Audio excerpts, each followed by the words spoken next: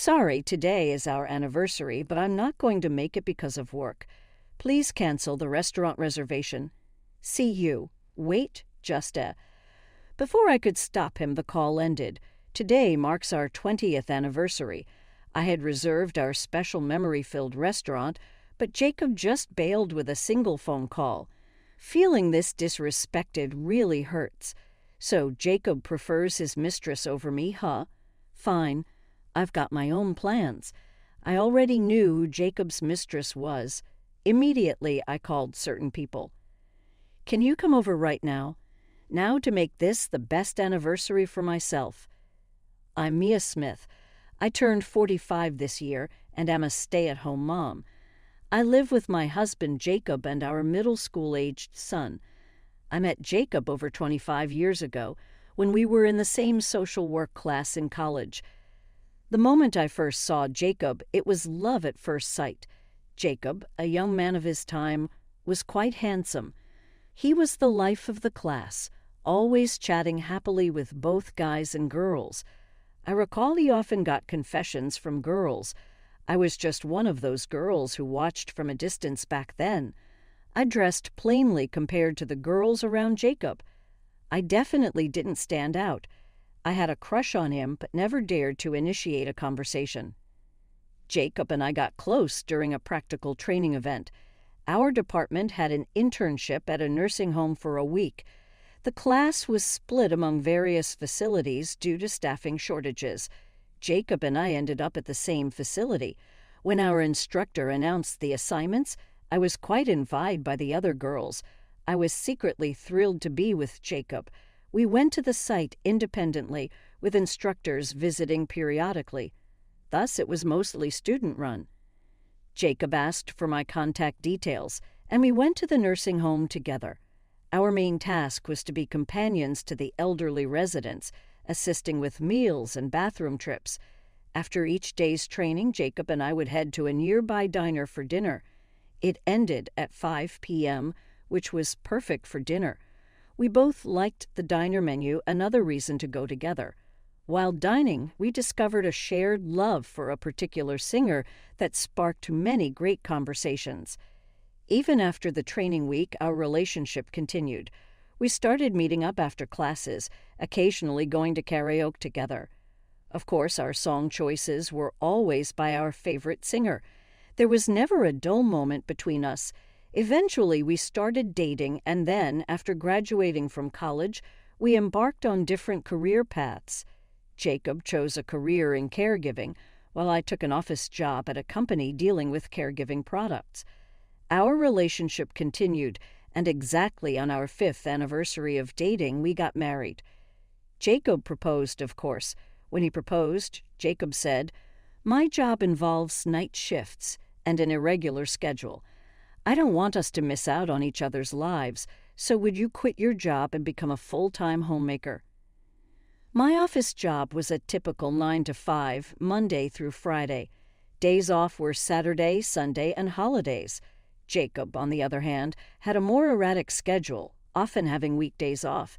It was hard to match our schedules for dates until we got married.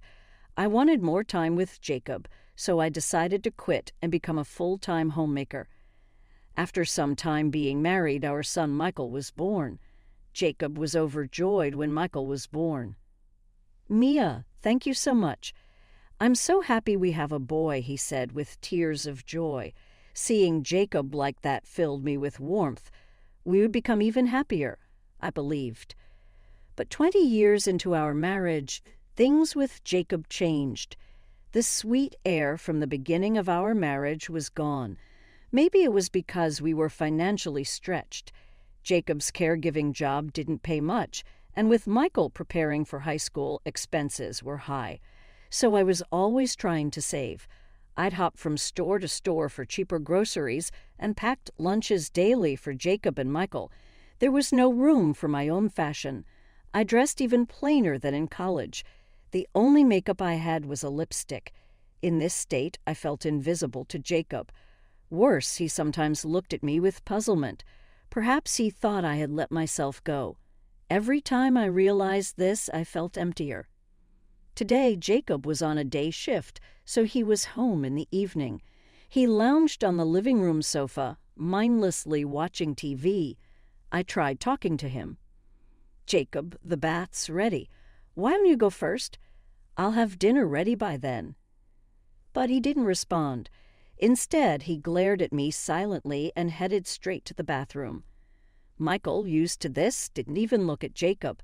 After Jacob left the living room, I let out a quiet sigh. Jacob muttered to himself bitterly. "Ah, working every day and still no extra cash, all because of the freeloader at home. I'm really the unfortunate one, aren't I?" When Jacob said those words, the first time I heard him say that, I was shocked. It was Jacob who suggested I become a homemaker when he proposed. It's frustrating to hear him say this now. I understand where Jacob is coming from, though. Our son, Michael, is already in middle school.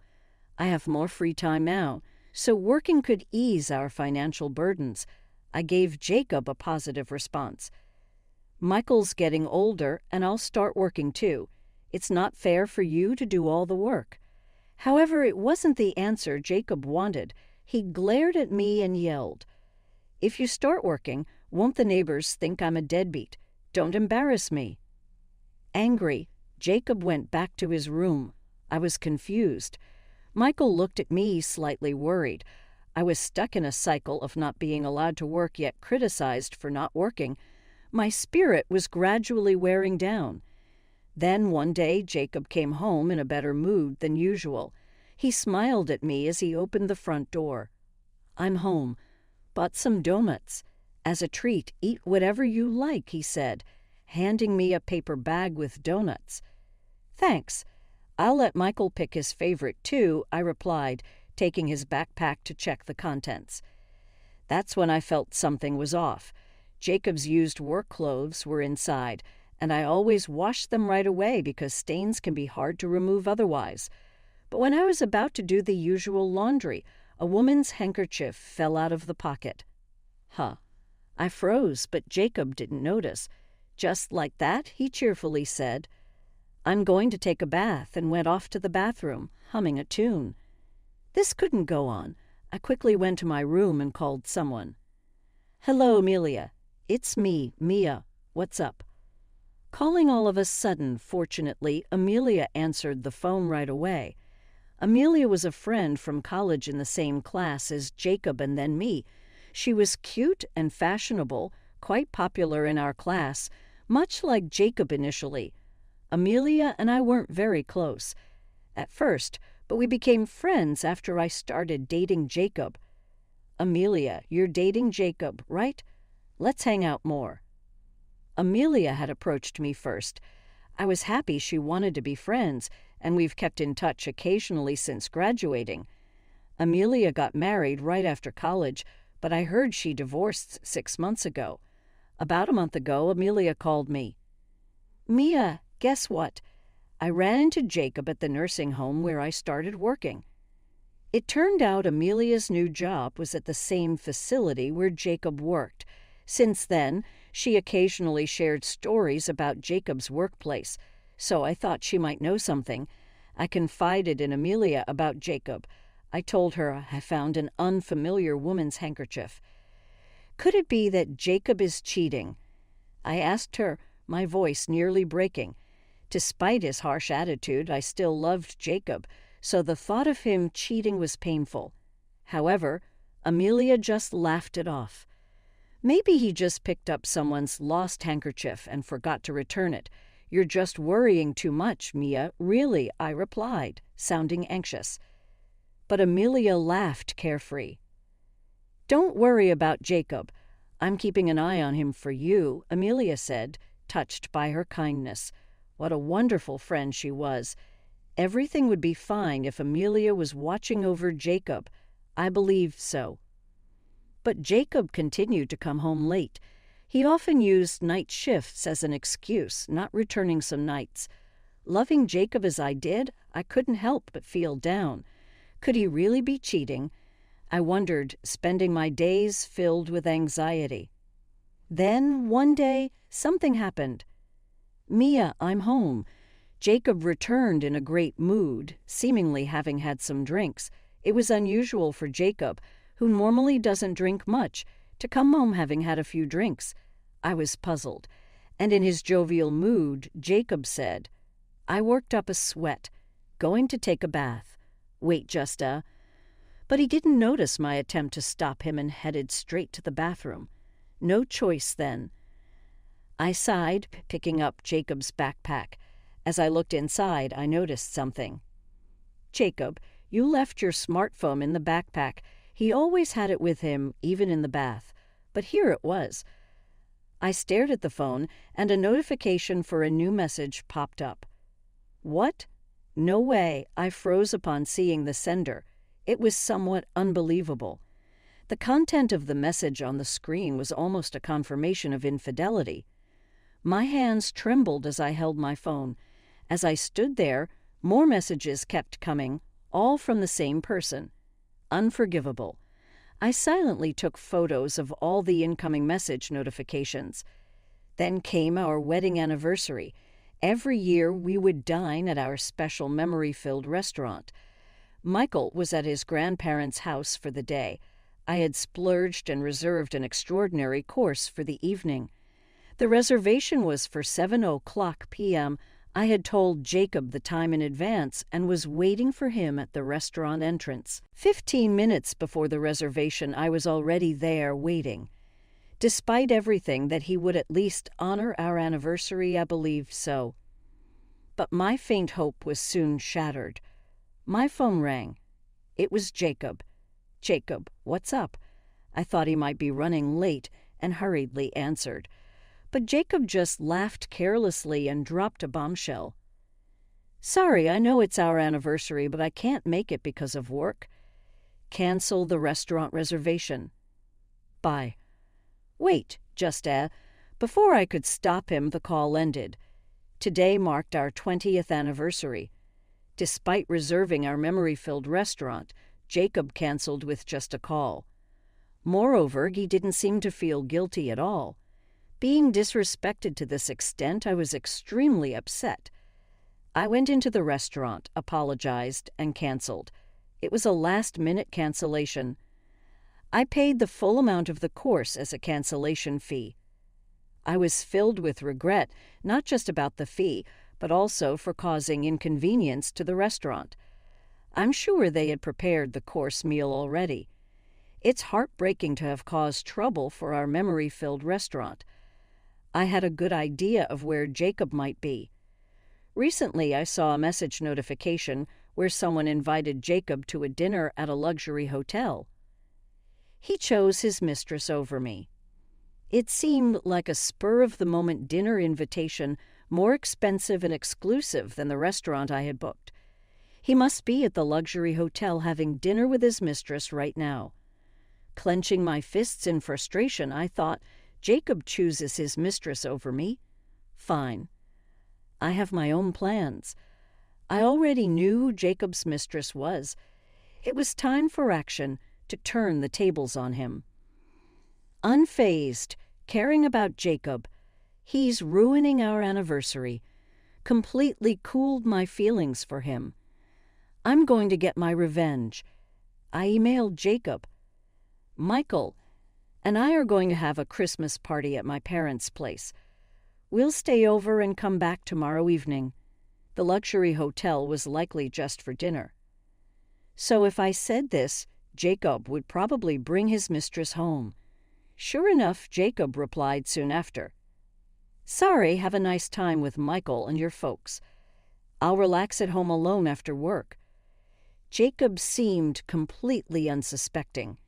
He's so clueless, I thought, gripping my smartphone. Then I immediately called certain people. "Can you come over right now?" All I had to do was make this the best anniversary for myself. I smiled slightly. The intended people arrived within 30 minutes to an hour. They were Jacob's and Amelia's relatives, plus there was one special guest. "Mia, why did you suddenly call us over? And why are Amelia's mom and others here?" my mother-in-law asked, looking puzzled as she entered the house. Jacob and Amelia's mothers knew each other because our college had a PTA where parents got to know each other. It was a small college, and Jacob, Amelia, and I were all in the same class. There were many events like college festivals and presentations fostering interactions among parents. So my mom knew Amelia's mom, and I got her contact from my mom. It's surprising to be called over suddenly with all the relatives, Amelia's mom said with a wry smile.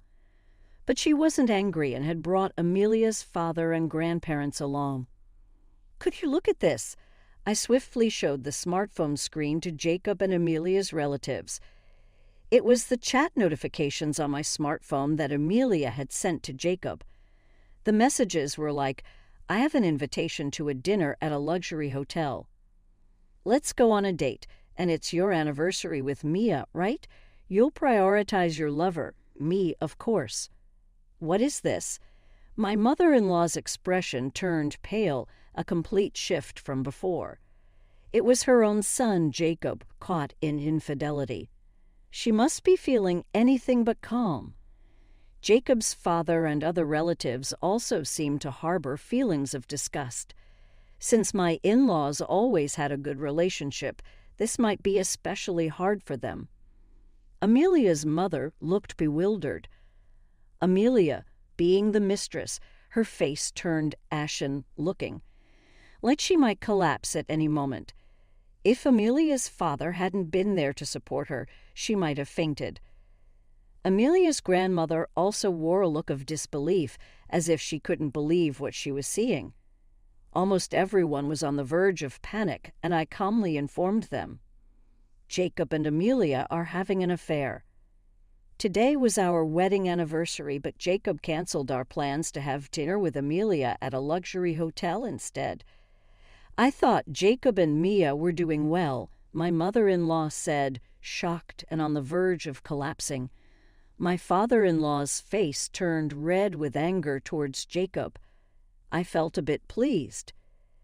That they were angry on my behalf, seeming to take my side as the daughter-in-law, Amelia's parents, were too shocked to speak, perhaps not wanting to believe it. The other relatives seemed to feel the same, but exposing them here wasn't the end. I needed to make one final move to make this the best anniversary for myself.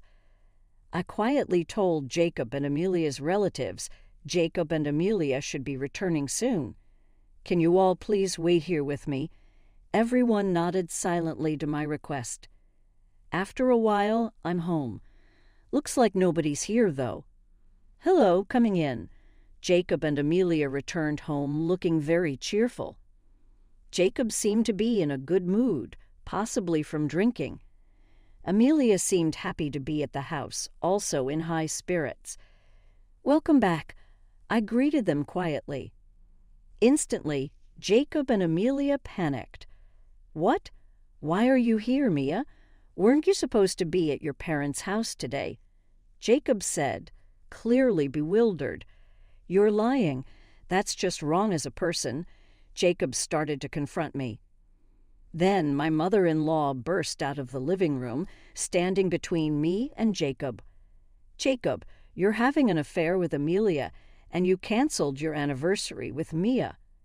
Shame on you, she said, her face on the verge of tears. Her own son's disgraceful actions must have filled her with disappointment. Mom, why are you here? Jacob was visibly shaken by his mother's presence. Normally, my in-laws rarely came to this house because it wasn't very spacious, even though they lived close by. Usually, Jacob or I would visit their place if needed. As I was thinking this, Amelia's mother also appeared. That's right, Amelia. You're grown up and now Jacob's mistress. Just divorced and already this. Mom, why are you here? Amelia was bewildered, her face a picture of confusion. I got a call from Mia. Amelia, your previous divorce was because of your affair too, right? I'm utterly disappointed in you, Amelia's mother exclaimed hysterically. Jacob, learning this new fact, confronted Amelia. You weren't always single, and what's this about an affair? Amelia retorted, "It's just something from before we reunited." So what's the big deal? While Jacob and Amelia were arguing, other relatives gathered at the entrance, including Jacob's family and Amelia's grandparents. They all glared at Jacob and Amelia unanimously. The situation left both Jacob and Amelia rattled and confused. Why is Uncle here? It doesn't make any sense. Why are Grandma and Grandpa here? This is unbelievable, Amelia screamed, holding her head. I called them, I said calmly. Then Jacob and Amelia turned on me. Why did you call them? Not just our parents, but other relatives too. Yeah, Grandma and Grandpa have nothing to do with this. Both of them shouted and screamed loudly. Jacob and Amelia were oblivious to the gravity of their actions. I took out a document from an envelope and thrust it at them. Don't you understand? When you see this, you too are having an affair, aren't you? It was a report from a private investigator. For the past 2 weeks, I had them investigate Jacob and Amelia's affair. The results were damning with several incriminating photos. Recently, Jacob had been saying, "I won't come home tonight due to the night shift," but most of it was a lie. He had been repeatedly going on dates with Amelia. It was utterly infuriating reading the investigation report. Jacob and Amelia's faces turned pale. This is, Jacob stuttered, unable to come up with an excuse. His voice trembled slightly. Amelia was also pale. Why are there photos like this? She muttered.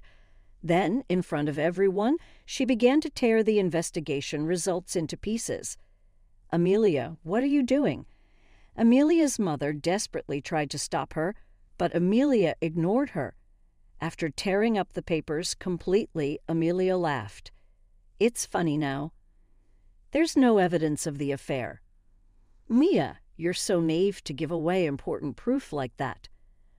Amelia, you're a genius. I said, it's too cocky, and that's why this happened. Reflect on it a bit, Jacob said, seemingly pleased. What a thing to do. Amelia's mother was in shock, but exposing them here wasn't the end. I needed to make one final move to make this the best anniversary for myself. I quietly told Jacob and Amelia's relatives Jacob and Amelia should be returning soon. Can you all please wait here with me? Everyone nodded silently to my request. After a while, I'm home. Looks like nobody's here, though. Hello, coming in. Jacob and Amelia returned home looking very cheerful. Jacob seemed to be in a good mood, possibly from drinking. Amelia seemed happy to be at the house, also in high spirits. Welcome back. I greeted them quietly. Instantly, Jacob and Amelia panicked. What? Why are you here, Mia? Weren't you supposed to be at your parents' house today? Jacob said, clearly bewildered. You're lying. That's just wrong as a person. Jacob started to confront me. Then my mother-in-law burst out of the living room, standing between me and Jacob. Jacob, you're having an affair with Amelia, and you canceled your anniversary with Mia. Shame on you. In the end, Jacob chose Amelia over his long-term partner, me. And Amelia, if you hadn't planned a dinner on our anniversary, none of this would have happened, I said, glancing at Amelia, who clenched her teeth in frustration. I continued, what were you thinking when you advised me? Did you think you had the upper hand? Well, now you're in a predicament, aren't you? I chuckled softly. Damn it! Amelia looked truly upset. She thought she was better than me, and yet she was outplayed. And while Jacob and Amelia were visibly frustrated, they suddenly noticed a certain person standing before them. Why is the nursing home director here? Jacob muttered. Amelia turned pale upon seeing the director. I answered with a smile, today's special guest. Not a relative, but in a way responsible for you too, right? That's why I secretly invited him. Huh? Jacob uttered in disbelief. Amelia was pale. Knowing Jacob's workplace, it was easy to find the contact details. I was unsure if the nursing home director would come, but upon explaining the situation, he'd immediately agreed, saying, "I'll be there." He felt a sense of responsibility as he had hired Amelia. Upon arriving, the director immediately apologized. "I'm sorry for the trouble caused to you," he apologized, "but it was Jacob and Amelia who were at fault." I reiterated this and asked the director for his help. He readily agreed to. Then the director began to speak calmly. "I'm disappointed in both Mr. Smith and Miss Wilson, especially Mr. Smith, who has a wife." He sighed deeply. "This is not an affair. This is not an affair. It's just a way for the staff to get to know each other," Jacob stuttered, trying to make an excuse. Amelia nodded desperately, in agreement. However, the director held a copy of the investigation report I had given him, leaving no room for escape. "You call this getting to know each other?" The director opened a page, revealing a photo of the two embracing. Ah! Jacob slumped to the ground, seemingly drained of strength. Amelia looked utterly hopeless. "Mr. Smith and Miss Wilson will be on suspension starting tomorrow. Prepare for further appropriate actions," the director firmly informed them. "No, please, director. I absolutely don't want to lose my job," Jacob pleaded, trying to cling to the director. "I don't want this either. I finally got employed. If I lose this job now, I'll be lost," Amelia said and cried bitterly. Despite the chaos, I turned to Jacob. "Jacob and I are getting divorced. Michael's custody will be mine, of course. You agree, right?" I said with a smile to Jacob. He had neglected his family to this extent, so surely Michael and I weren't needed anymore. But Jacob was unwilling to accept it. "We can't divorce in this situation. I might lose my job." And it was serious with Amelia, just a moment of madness. Jacob reacted strongly to his words. "Huh? Jacob, you said you would divorce Mia and marry me." I believed you. Shocked by Jacob's rejection, Amelia finally broke down into uncontrollable sobbing. Her mascara smudged, making her face a mess. Yet Amelia continued to cry, but there was no sympathy for Amelia. Her parents looked at her with cold eyes. Jacob, too, found himself without any allies. His parents and relatives were casting blameful glances at him. Jacob faltered under such circumstances, stammering, "No, this is." Watching Jacob's comical disarray inwardly amused me, and I said, "Since Jacob's affair is the cause of the divorce, I'll be claiming alimony and child support. And of course, I'll be demanding compensation from Aya as well." The mention of alimony elicited an exaggerated reaction from Jacob. "Alimony and child support with my meager salary. There's no way I can pay that." "Be reasonable." Even Amelia, who had been crying, glared at me and yelled, "Right, there's no way to pay with such a low income." "Do your research before you say such things." I couldn't help but laugh at their remarks, complaining about their low salaries in front of their employer. The director's popping was clearly upset. This would undoubtedly mean their dismissal. The relatives were also frowning. Severe consequences awaited the two. "In a way, this turned out to be the best anniversary," I said with a smile. Soon after my divorce with Jacob was finalized, he resisted a lot. But there was irrefutable evidence. He pleaded several times during our time at home, "Let's not divorce. Let's live as before," his face almost in tears. But neither I nor Michael had any intention of that. Michael declared to Jacob, "I'm disappointed in you. From now on, I'll live as if you don't exist." That must have been a shock to Jacob, and his parents also kept persuading him to let me go. Eventually, Jacob listlessly signed the divorce papers. Soon after the divorce was finalized, Michael and I were set to leave the house. Jacob resisted desperately. "Please don't go. I've lost my job, and I don't know what to do alone," he said, holding his head in despair. After that incident, Jacob and Amelia were quickly fired. Such an affair within the facility was unacceptable. The director had made a prompt decision. I addressed the despondent Jacob. "This is all your own doing. Anyway, you and I are now strangers. Just make sure you pay the alimony and child support," I informed him matter-of-factly. However, Jacob clung to me desperately. "I've been disowned by my parents. My relatives look at me coldly. I have no money, and there's no way I can afford alimony or child support," Jacob said, crying bitterly. For Jacob, who had always been at the center of attention, being alone must be difficult. But it's his own fault, and he needs to reflect and pay for his actions. Amelia managed to pay a standard amount of alimony, with her parents covering it. She's supposed to repay them now, though.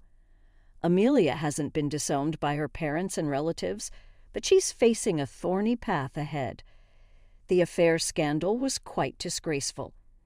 She'll likely face comments from relatives at every turn. Amelia is now working day jobs to pay back the alimony her parents fronted. The work is tough, and at her age, she's bound to struggle for a while. After that, I returned to my parents' house with Michael. My parents were very worried, and I felt truly sorry. But I couldn't stay down. I immediately started job hunting. Finding a job as a former homemaker wasn't easy. I couldn't get past the document screening, and even when I finally got an interview, I didn't get the job. I cried over rejection letters. But after applying to dozens of companies, I finally got hired. The job was with a housekeeping service focusing on cooking dinner and cleaning. This was something I could do using my experience as a homemaker. My parents and Michael are supportive. There were many new things to get used to, but